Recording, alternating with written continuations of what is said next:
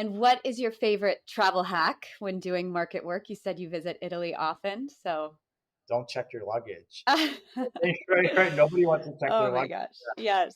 Amen. Here, here. I'm all for the checked bag. Yeah, Kiara Vasquez told me she's not afraid to wash your clothes in the sink. So Yes, don't. absolutely. Especially, with delays and like lost luggage. There's nothing worse than being Oh without yeah. a suitcase for like 3 days. And Yeah.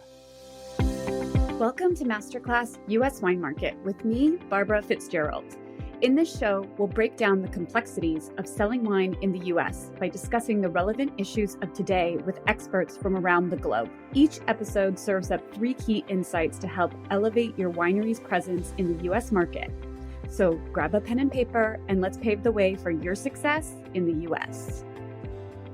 Hello and welcome to Masterclass US Wine Market. Today I am thrilled to welcome Bobby Domenick to the show. Bobby has a BS in hospitality management from Walnut Hill College in Philadelphia, and he spent the last 14 years with Vetri in an award-winning fine dining restaurant in Philadelphia as sommelier, buyer, and now wine director. He was also the Pennsylvania State Sales Manager for F. Magnotta Imports from 2015 to 2018. And in 2019, he was certified as an Italian wine ambassador with Vinitaly International. So it's always exciting to have a fellow ambassador here with us. So welcome, Bobby. Yeah, great to have you here. All right. Thanks so much, Barbara. I'm thrilled to be on the Italian Wine Podcast. I guess a little bit about myself. I've been working in hospitality since 2008. I got into wine in general, working in fine dining, working on the floor in fine dining, and working in Italian restaurants is what introduced me to Italian wine. Working for Mark Vetri and the Vetri Restaurant Group in Philadelphia really is what exposed me to Barolo, Brunello, Franciacorta, high-end Italian wine. And I was quickly hooked. And even before any formal training, there was a floor som position that I was offered at another restaurant called Osteria in 2010. And, I memorized the list. I read some Italian wine books, Italiano, Wine Bible. And, I just quickly started tasting wine and being exposed to tasting, buying, staff trainings and all that fun stuff that is sort of led me on the path to where I'm at today. That's fantastic. But I think it's fair to say there was some bug that really bit you as soon as you took on this new role, were reading all of these kind of in-depth books about Italian wine and memorizing did you say it was 200 wines on the list that you memorized? There was probably like 200 wines on the list at Osteria. And before that, I was like, hosting, serving, doing whatever at Vetri. And so we were talking always about Italian wine, Dolcetto, Sangiovese, pronunciations, the importance, where the grapes come from. So I had like a 6-month preview of Italian wine. And then, when I was trying to sell wine on the floor, I had like, a back pocket of like maybe 20 or 30 wines that I've tasted in OL. So I was like, oh, at least I can recommend these on this page. As long as I knew 1 or 2 on a page, I could like get around working the floor. And that seemed to work for the first few months that I was somming on the floor. Nice. So a little on the job training. Yeah, for sure. I mean, I think that's always what everybody's doing, right? Awesome. Well, in this episode, we'll learn from Bobby about specifically how Pennsylvania is different from other markets in the US and the East Coast. So excited to kind of take a deep dive into this really promising market. We'll also learn why Italian wineries, especially small ones, need to be as reachable as possible so that potential customers can connect with them. And then we'll learn about the importance of staying educated and continually tasting wine and having fun with wine and even visiting Italy. So let's dive in, Bobby. Okay. First, I'd love to talk about Pennsylvania. As we said, lots of promise in the secondary market. So let's talk about some of those opportunities. What are some of like the typical consumer demographics in Pennsylvania? Yeah, I mean, Pennsylvania, it's a pretty big state, but it often gets overlooked by the New York market being right, an hour and a half Amtrak ride from Philly to Manhattan. So a lot of producers might not even think about distribution in PA. But, there's two big cities, Philadelphia on the east side and Pittsburgh on the west side. And I think they're both pretty strong markets. I mean, Philadelphia is more of an established market. A lot of universities here, University of Penn's here. There's a lot of hospitals, doctors, some business, less finance, but it's a pretty big city that I think attracts, people from all over. And Pittsburgh, maybe less visited. To get to Pittsburgh from Philadelphia, it's not easy to get to. There's no fast train. It's a 5 or 6 hour car ride. The flights don't make sense. So it feels more like a Midwest city, but it's still a market worth considering. Like when I was selling wine in Pennsylvania, I had to dedicate days every month to get out to Pittsburgh and work the market. And there's maybe a younger growing market that's really excited about wine, maybe more into natural wine, small producers, less traditional style wines, but it's worth paying attention to. Yeah, absolutely. So you would say maybe more of the classic type regions like Barolo, Barbaresco, Brunello coming into Philly, but then something a little more outside of the box in that Pittsburgh area? Pittsburgh for sure, yeah. So maybe a great place also for an emerging winery yes, to definitely. take. Yeah. So as a state, Pennsylvania is a little complicated, used to have kind of a monopoly type wine buying procedure. So can you break down, does any of that still exist today? And can you break down how a winery can approach Pennsylvania? Yeah, so, going to Vinitaly and trying to explain to a producer what Pennsylvania is sometimes complicated, but, it's a monopoly state. So there's only really one buyer of wine in the state, and it's Pennsylvania. So even though private distributors operate here, and so me as a restaurant buyer, I'm ordering from, a dozen distributors every week. I place my orders with the reps. They confirm them, but they send the orders into a state portal.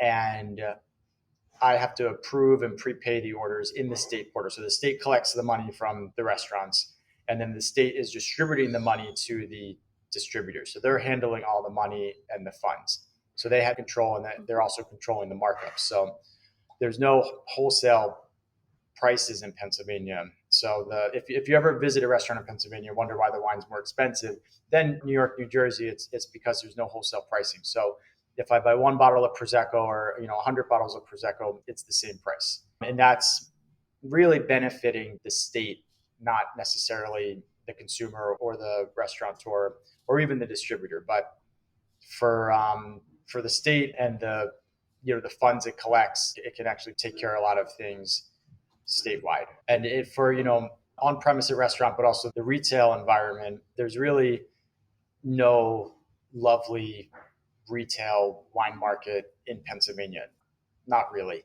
So the state is really in charge of all the stores. And to get wine in a state store, you're presenting wine to bureaucrats in Harrisburg, the capital. But they also have big buying power. So they can buy containers and containers and containers of wine from wineries. So for, it could really make a small distributor's business and a small winery business if you have the right partners. If they're looking for something particular, they hear the Brunello 2020 vintage is going to be good, and they're trying to get their hands on as much Brunello as possible. It could make a big difference. If they're looking for Prosecco, they could buy 3 containers from a producer. So they have the opportunity to make big buys. It's just how to present wine to the state is a little bit more complicated.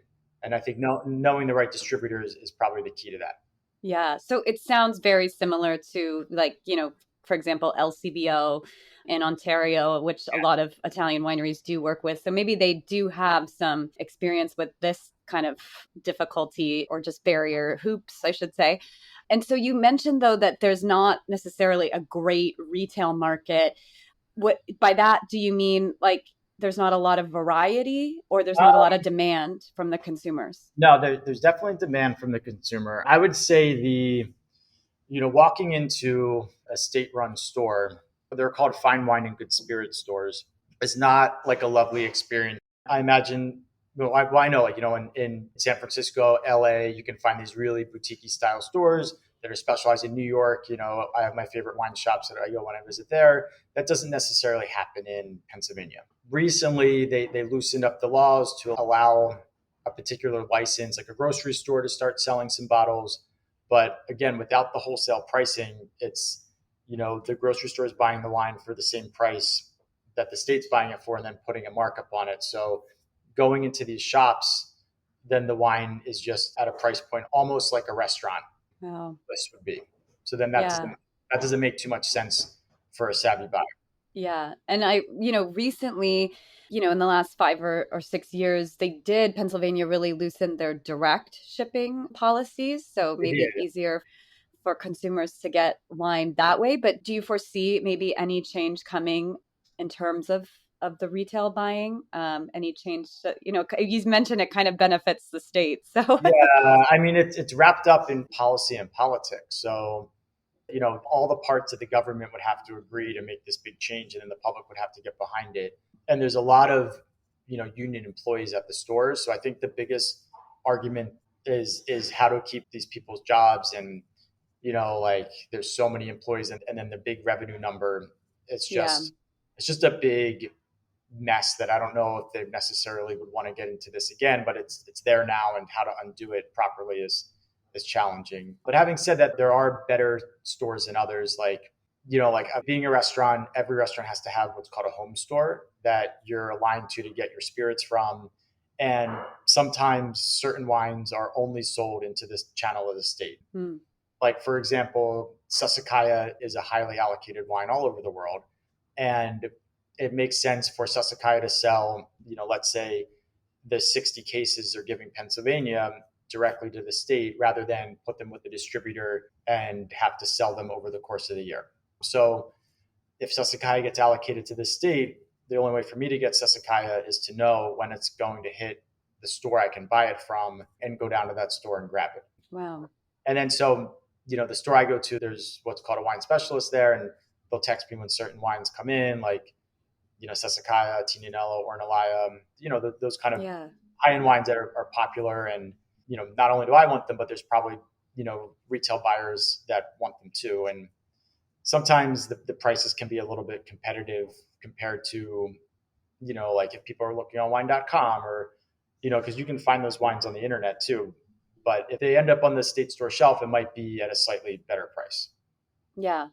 And that's nice to know that, they kind of work with you to make sure also that you're getting wines that'll really be of value to your restaurant because you have such a special location. Yeah, I mean, definitely. I mean, people are asking for those wines and looking for them. And, certain stores get better wines, so you can go to a store and find, some of the Brunello producers that we visited, for example, like Lacini Brunello and Chachi Brunello. And, they'll have not just La Marca Prosecco, but there might be another Prosecco that's of a different quality and size production.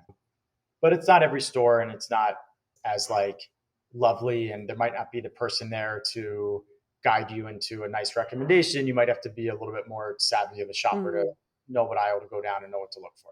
Interesting. You kind of mentioned a little bit about Tignanello and Sassicaia and Brunellos, but what styles of Italian wine are doing particularly well in your market? I think, the fresher, little bit lower alcohol style wines are getting more popular with a younger generation.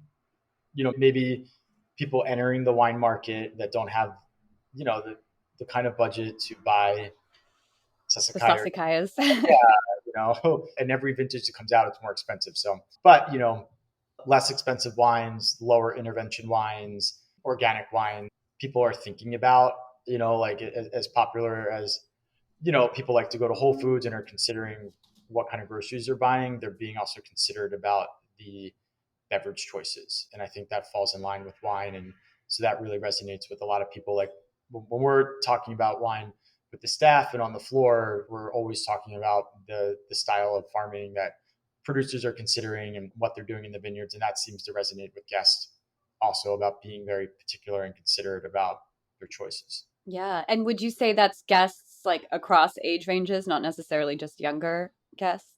Yeah, I think so. I mean, we're getting a much more distinguished guest at Vetri and the other restaurants, but so I think all of our guests are maybe a little bit more in tune and educated about their choices. But I think people buying wine are also a little bit more educated. Like when they make a step away from a cocktail to try Mm-hmm. wine, that's, I think, a really important decision. Yeah, definitely. So can you think of maybe like a particular region of Italy or like a DOC or a DOCG that doesn't really have a strong presence in your market yet, but could do really well? Well, I'm always particular to Sicily, and I think Sicily in general presents a really good value. And I think in the past 15, 20 years, they've been much more considered about the wines that are coming out of Sicily, the Sicilia DOC, Etna DOC, Cereszuolo, Frappato, Neradavola, Grillo, all those wines present so many really good values and an opportunity for people to try, grapes they never heard of at a really good price point. Under $20 on a shelf is like so easy to like risk that for your dinner that night. And maybe you find something and fall in love with something and go down, a little wine path of like, oh, I love this Sicilian wine. Let me try other Sicilian wine. So I think Yeah. more Sicilian wine on the shelves would be, my recommendation. Okay, listen up, Sicily. All right, let's shift gears here a little bit and talk about discovering and learning about wines. So, of course, as a buyer, it's really your job to know what's out there beyond just what a distributor might bring to you. So, what would you say is the best way for you to discover Italian wines?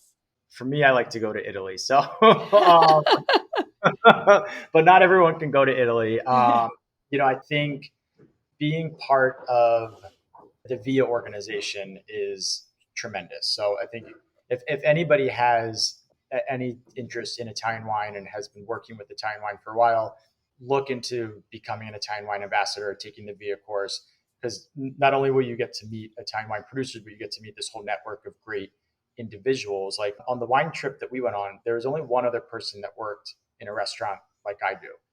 And there was a dozen of us. So the jobs that are available to work in Italian wine are like endless.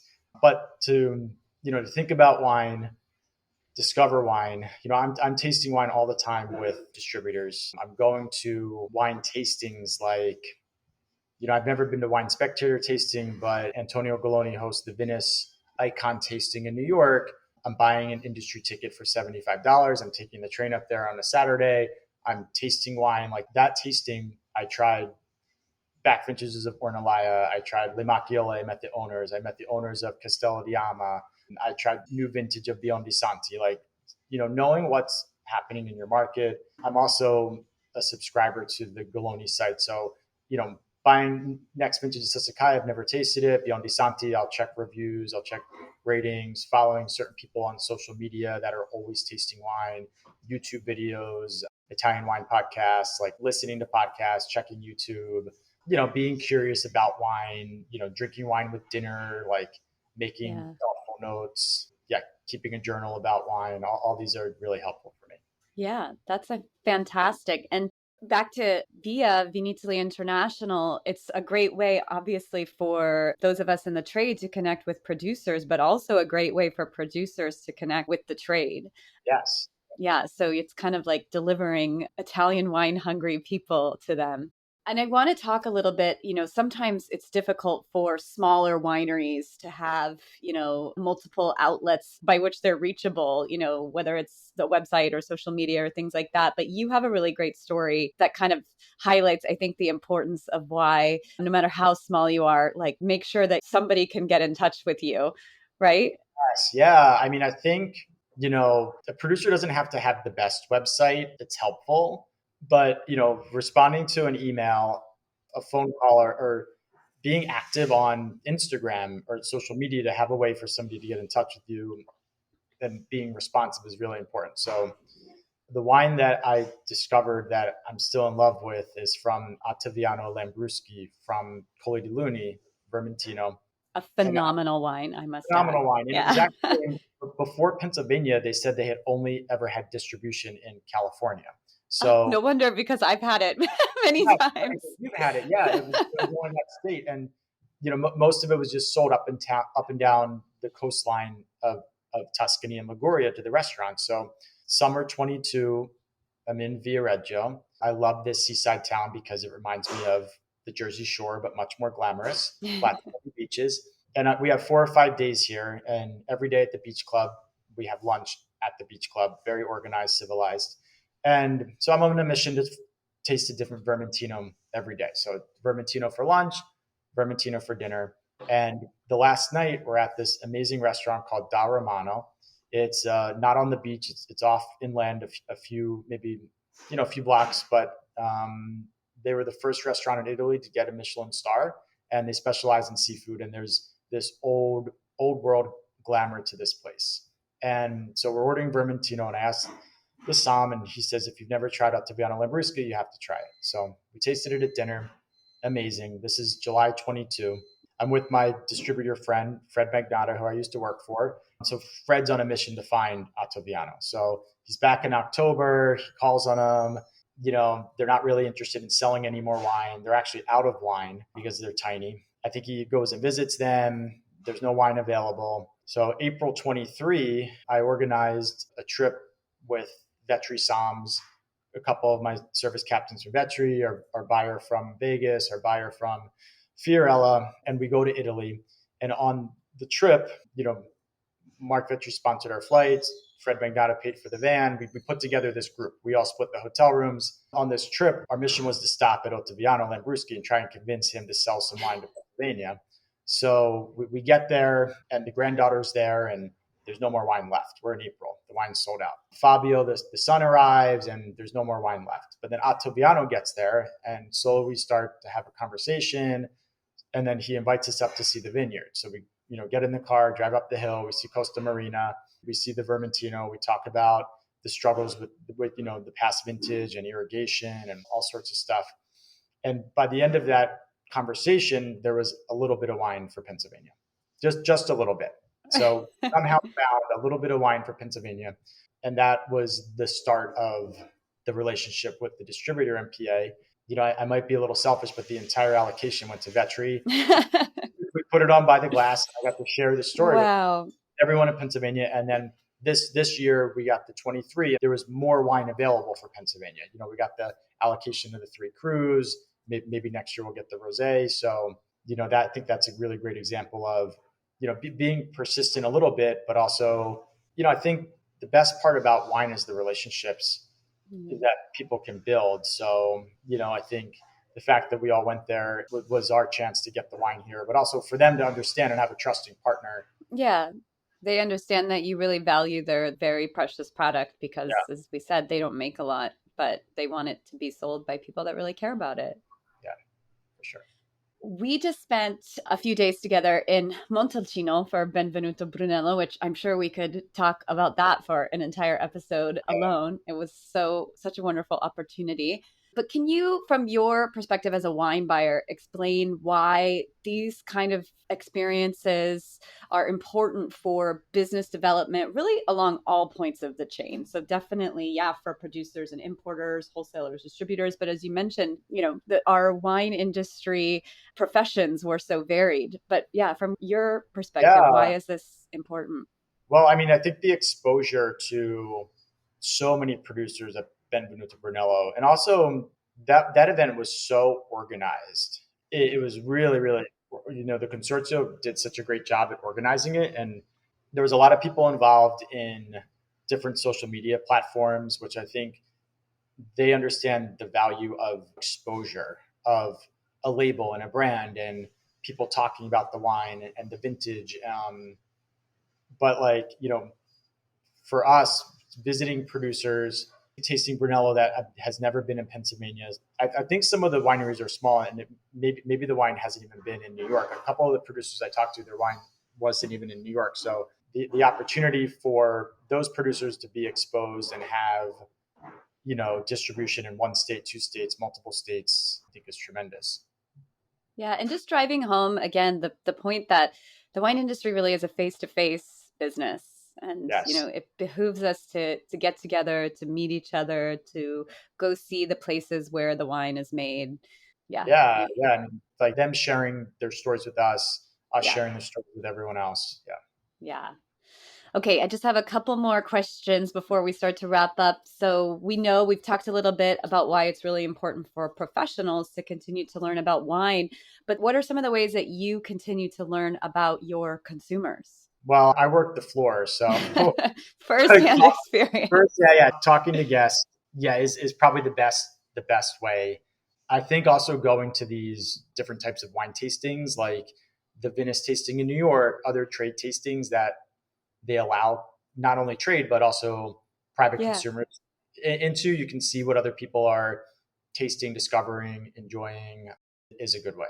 Yeah, so you're really good at taking in data, on the spot, seeing kind of people's reactions and facial expressions and Uh, that's probably yeah. I don't really have any other like really close strategy to it, but yeah, No, I mean watching that's to be watching right in front of them. Yeah. yeah.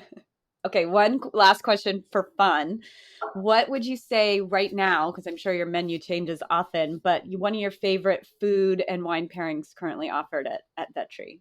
All right, so there's a pasta dish called Foglio di Olivo. It's a hand rolled dough. It has a pork ragu. So initially we thought, something light, something red, maybe Nebbiolo, maybe Sangiovese, maybe Et and Doc. But when we tasted it, the chefs added it.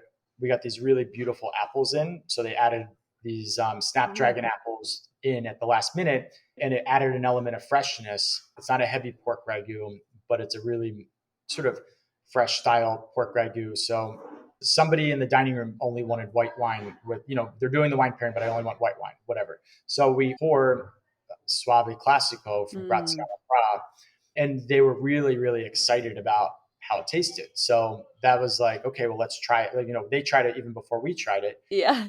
So the server let me know, this person was really excited about how the Soave tasted with the ragu. So I, hey chef, would you mind making one after service? So we tried it with the Soave, the white wine with the pork ragu, and it was perfect. It was the apple brought everything together. I love that. Yeah, Pra Soave 21 Staforte, tremendous wine. Absolutely. But I love how both of those have like the ragu is a richer, rounder dish with, like you said, this apple freshness. And I even find the pra like a richer, rounder wine, but that like mineral volcanic freshness. It's not a heavy wine. It's a rich wine. But it's still, it's got the salinity, the acidity, the minerality. Yeah. So it cuts through the fattiness of the pork, and then the apple and like the little tropical fruit play off each other nicely. That's amazing. Now I'm starving and it's 6:30 in the morning in California. Okay, so as we begin to wind down, it's time for our rapid fire quiz. So we ask our guests 3 questions to help our listeners better understand the US market and specifically this episode. So just answer in a couple sentences if you can. Okay. But what is your number 1 tip for mastering marketing to the US wine market? Don't be afraid to look over the secondary markets, like Pennsylvania. Yeah, like some of the smaller states. And I think the smaller states next to the major markets could be the key to help small producers, even big producers. Yeah, that's a great call out because like you said, you are so close to New York and there's so much competition in New York, but a little bit more open. And usually like where the big population densities are, the neighboring states also have big populations too. That's, good to know. What is something you would have told your younger professional self about selling wine in the US? Don't get discouraged. When I was selling wine, I wasn't a great salesperson because I would get discouraged and, people, you're cold calling, you're knocking on doors. Everybody has good Italian wine in theory. But yeah, being persistent, go back and try and get the sale, keep persistent, and also do some research and learn about your clients or who you're selling wine to. Yeah, and I think that helps to be persistent so that when you are knocking on the door, you have authenticity and not just, a sales pitch. Exactly. Yeah. And what is your favorite travel hack when doing market work? You said you visit Italy often, so. Don't check your luggage. right. Nobody wants to check their luggage. Oh my gosh. Yes. Amen. Here. Yeah. I'm all for the check bag. Chiara Bascos told me she's not afraid to wash your clothes in the sink. Yes, absolutely. Especially, with delays and like lost luggage. There's nothing worse than being without a suitcase for like 3 days. And well, Bobby, thank you so much for your time. It was so fun to see you again after being in Montalcino together. And we're really happy to have you here on Masterclass US Wine Market. So how can our listeners connect with you? Well, if you're ever in Philadelphia, come visit me at Vetri Cucina. But I'm also on social media, on Instagram. It's just my name, Bobby_Domenick. Yeah, and if you ever, you can slide into my DMs and we can correspond via email or whatever. Awesome. Oh, and I do want to mention really quickly before we go that Vetri Cucina does do wine dinners that are very well attended, right? We do wine dinners. We have this series called Sommelier Series, which myself or some of my other somms will lead wine dedicated classes. So this winter we're doing Vino Alpino wine from the cold Alpine region. So focus on Alto Piemonte, focus on Alto Adige, and they're at our upstairs chef counter. So there's only 10 seats. And then when we have producers in town, we'll do producer dinners. Great. Yeah. So good opportunity for producers to come visit your restaurant. Yes, for sure. Yeah. All right, good. I just wanted to call that out, but thank you again so much for joining us. And thanks, I hope Barbara. To see you soon. Yeah, me too. All right. Bye. Bye. And that's a wrap for this episode of Masterclass US Wine Market. Thank you so much for joining us. If you enjoyed this episode and want to stay up to date with the latest industry trends, remember to like, follow, and share our podcast. And if you find value in our conversations, please leave us a review to help others discover the show and grow our community. Stay tuned for new episodes every Monday. Until then, brindiamo il vostro successo.